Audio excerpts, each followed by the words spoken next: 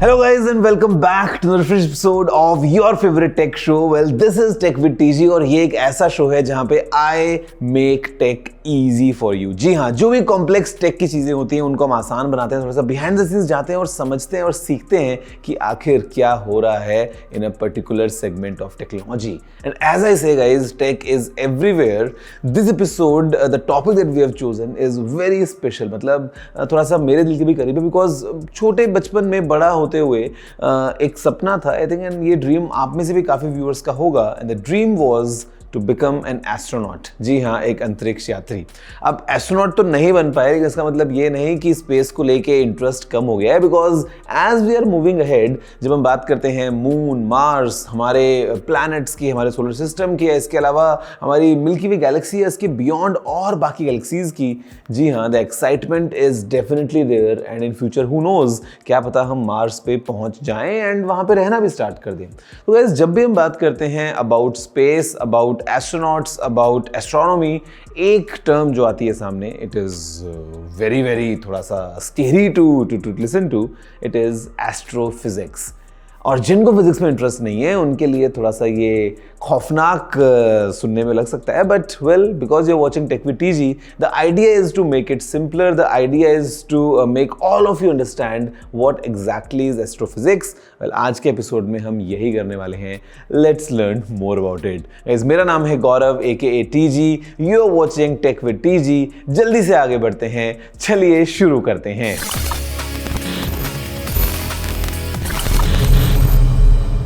शुरुआत में सबसे पहले एक बार समझ लेते हैं what exactly is astrophysics. See, astrophysics वो फील्ड है जहां पे हम स्टडी कर रहे हैं हमारे स्पेस की.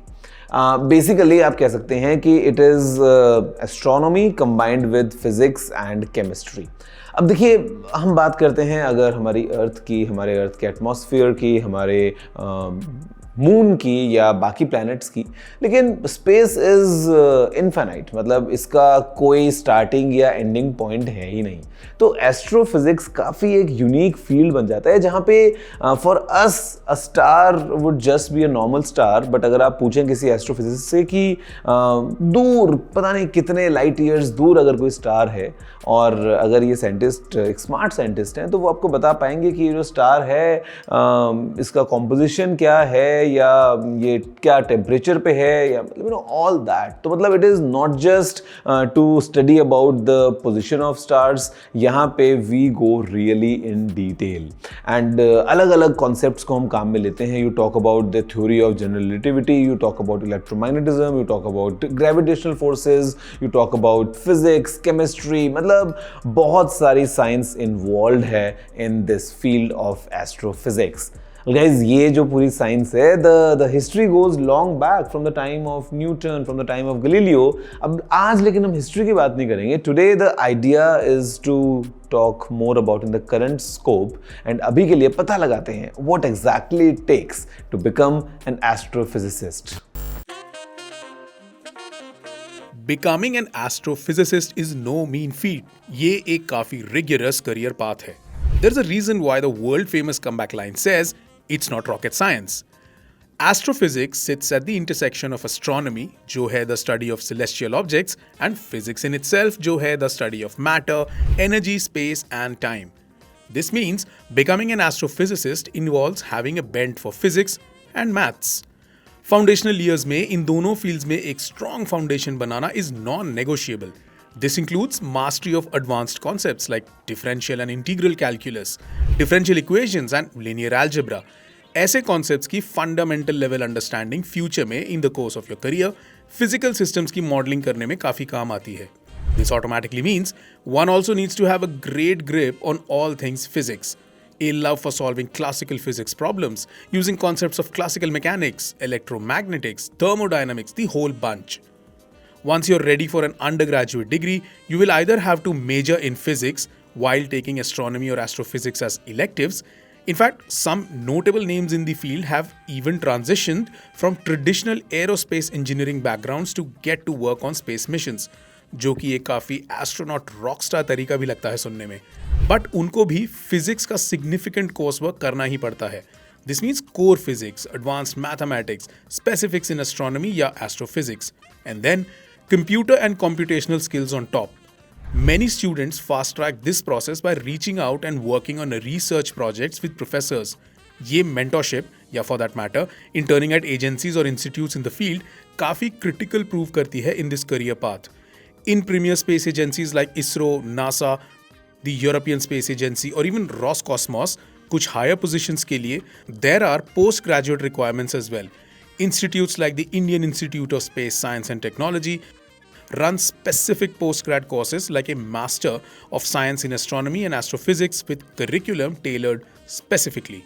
Similarly, institutes like IIA in Bangalore, Caltech and Harvard in the States, Cambridge in the UK, and the Max Planck Institute of Astrophysics in Germany offer PhD programs for astrophysics.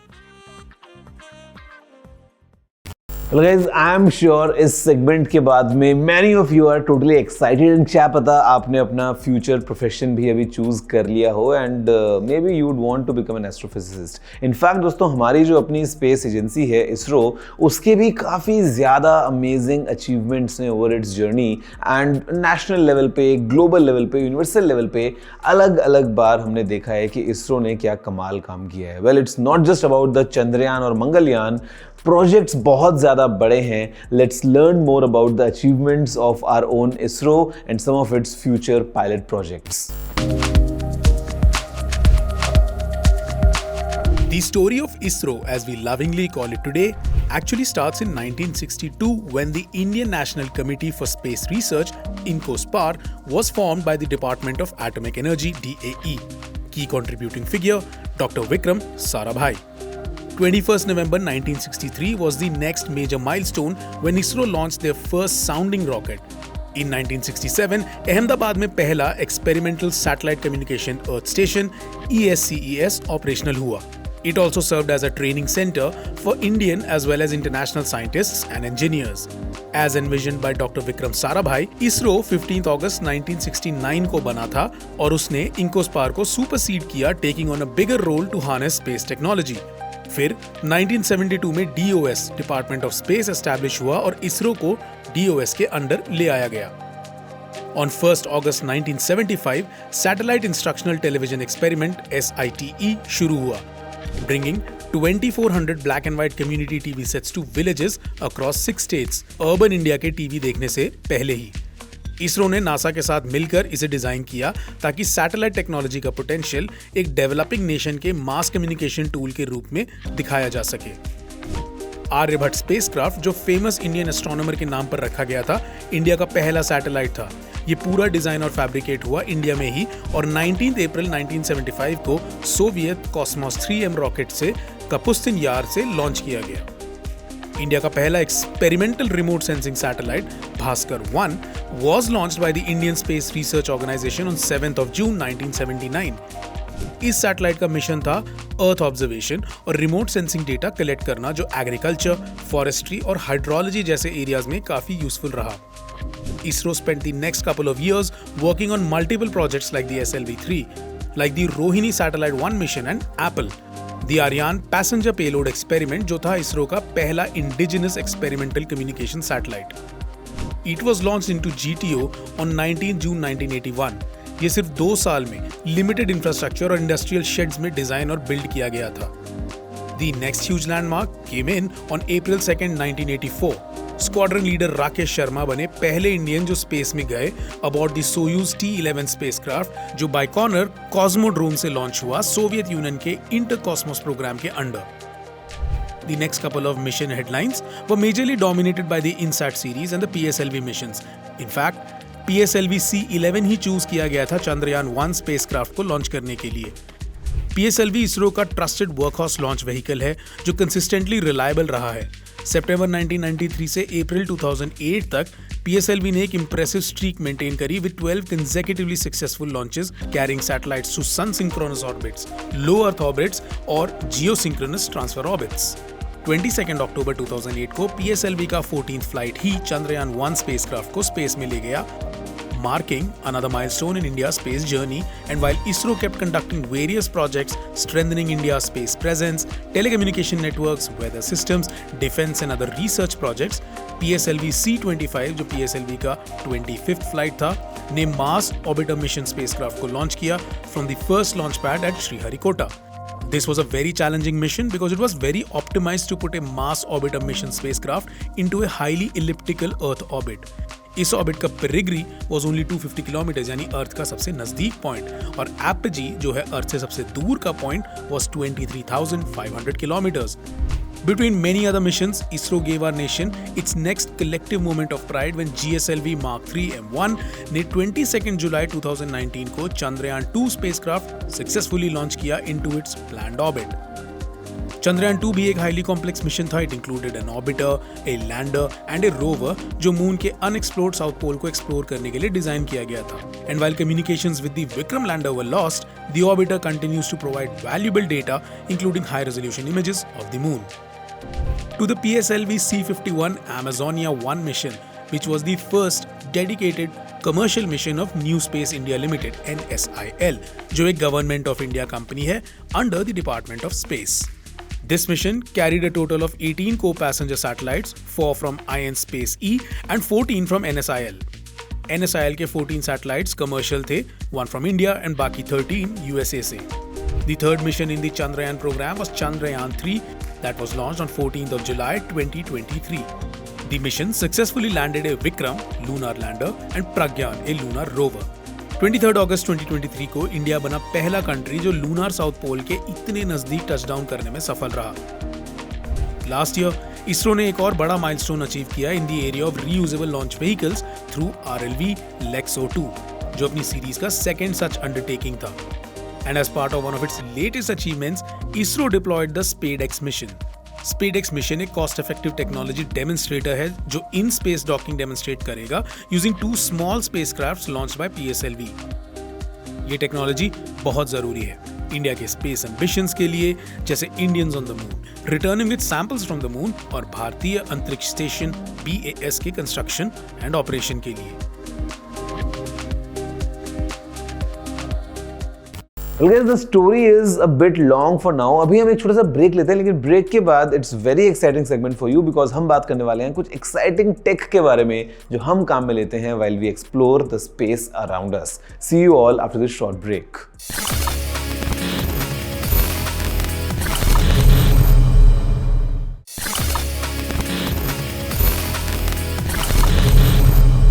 Hello friends and welcome back after the break. You are watching your favorite tech show Tech with TG जहाँ पे मेरा नाम है Gaurav aka TG and today's topic is all about the space around us. जी हाँ, space as in like not this space, space that goes beyond our planet. हम बात कर रहे हैं आज astrophysics की. ब्रेक से पहले हमने बात किया what exactly is astrophysics, what it takes to become an astrophysicist और in fact ISRO के कुछ interesting achievements के बारे में. But you know what? Now it's time to go a level up and यहाँ पे it's time for us to explore and learn about some cutting edge pieces of tech जो वो technologies हमको enable करती हैं to do the study of space. कि कैसे हम पता लगाते हैं कि जुपिटर में क्या चल रहा है या वीनस में क्या हो रहा है. It's mind-blowing sometimes. So let's learn more about these pieces of tech that enable us to learn more about the space around us. Let's start with some of the most easy to recognize instruments that are used to study space. Telescopes. Optical telescopes, अब चाहे वो यहाँ धरती पे हो या space में, orbit में सेलेस्टियल ऑब्जेक्ट्स को ऑब्जर्व करने में काफी काम आते हैं. ग्राउंड टेलीस्कोप्स लाइट को कलेक्ट एंड मैग्नीफाई करते हैं, but they face the issue of atmospheric pollution and distortions. But cutting edge technologies used in space telescopes like Hubble and James Webb in issues को avoid करते हैं and universe की कुछ most iconic photos इन्हीं से आई हैं. These instruments revolutionize astrophysics, uncovering mysteries of the universe. ये precision instruments होते हैं जो measure करते हैं minute and small changes in distance, wave properties और material characteristics using the principle of interference. आसान भाषा में बोला जाए तो ये एक लाइट बीम को 2 पार्ट्स में स्प्लिट कर देते हैं. One is a reference and the other then interacts with the object being studied. ये दोनों बीम्स जब वापस रिकम्बाइन होती हैं, this interference pattern reveals minute differences जिसे highly accurate measurements ली जा सकती हैं. Interferometers help detect gravitational waves, analyze optical surfaces and improve imaging resolution. Their ability to measure microscopic changes इन्हें scientific advancements के लिए critical बनाती हैं. Spectroscopic instruments. They analyze the interaction between electromagnetic radiation and matter, thereby helping scientists determine the composition, structure and properties of substances. ये भी light की properties पर ही काम करते हैं by dispersing light into its spectrum and उसके बाद उनकी absorption, emission और scattering patterns को observe and study किया जाता है. इसके लिए अलग अलग तरह के स्पेक्ट्रम्स को भी यूज किया जाता है UVBIs, infrared and X-ray spectrometers के through. By studying spectral lines, researchers can identify elements in distant stars or detect molecular changes in biological samples. Moving on to gravitational wave detectors जो measure करते हैं ripples in space-time caused by massive cosmic events जैसे कि black hole mergers. These detectors split laser beams and then ये उनको reflect करते हैं off mirrors placed kilometers apart. When a gravitational wave passes, वो इन दोनों mirrors के बीच के distance को ever so slightly alter करती हैं, creating measurable interference patterns. These signals help scientists study extreme astrophysical phenomena and test fundamental physics theories. Talking about processing the signals and all the data that these instruments generate, this is where high-performance computing and quantum computing are revolutionizing astrophysics. HPC enable करता है complex simulations of cosmic phenomena. इसकी मदद से vast data sets analyze हो सकते हैं easily जो telescopes and detectors से मिलते हैं. Quantum computing, black hole modeling and dark matter research की calculations को भी accelerate करती है. Machine learning, astronomical data, exoplanets के identification, नई galaxies की mapping और gravitational waves के detection में help करती हैं. These technologies enhance precision, speed and efficiency in astrophysical studies, pushing the boundaries of space exploration. This segues nicely into last but not the least, artificial intelligence. AI की मदद से astrophysics कहाँ तक develop हो सकता है और कितनी बड़ी छलांग मार सकता है, ये अभी भी एक्सप्लोर ही किया जा रहा है. AI-powered algorithms process telescopic images, detect exoplanets and classify galaxies with remarkable accuracy. AI cosmic phenomena को सिमुलेट करने में मदद करता है. Black holes, dark matter and universe के एक्सपेंशन जैसे कॉन्सेप्ट्स को समझने में मदद करता है and by automating complex calculations and improving the accuracy of predictions, AI accelerates discoveries and refines astrophysical theories.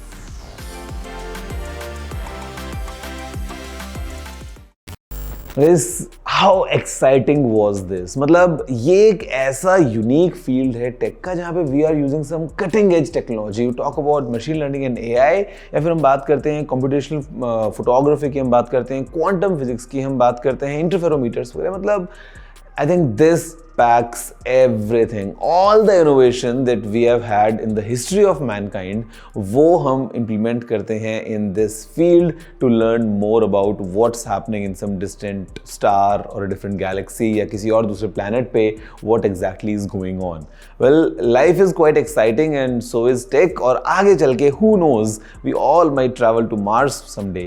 अभी के लिए लेकिन इतना ही, and I'm sure आज रात का जो आप ड्रीम देखने वाले हैं, maybe it's becoming an astronaut या becoming an astrophysicist, यहाँ पे एक बात तो क्लियर है कि we are definitely getting so much of knowledge all thanks to tech. वैसे आप बताइए कि आपका favorite domain क्या है? If I ask about your favorite domain in terms of technology, is it electrical, mechanical, is it chemical, या फिर चांद तारों के बारे में बात करना? Do let me know whatever your thoughts are. आपका क्या feedback है? Any appreciation? Any messages for me?